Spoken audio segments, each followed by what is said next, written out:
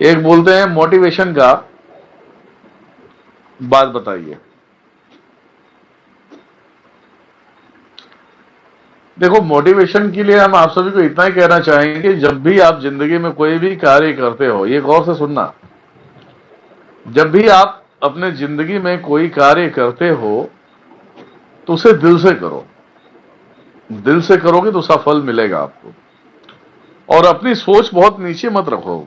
जब जैसे जिस भी डिपार्टमेंट में होंगे आप, जो भी कार्य कर रहे हैं आप, वहां के लोगों से जलन और जलस जलस की भावना मत रखो।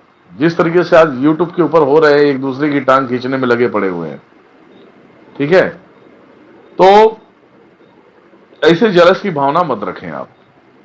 जो जैसा करता है करने दो, लेकिन आपकी सोच ऊपर रखो कि आपको और ऊपर जाना है।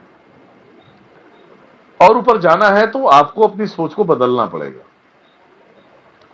अगर आप उस चीज को अगर बदल देते हो, किसी के प्रति घृणा, किसी के प्रति जलन आप नहीं रखोगे, तो जरूर अपने उस मुकाम को हासिल कर पाओगे जो आप चाहते हो।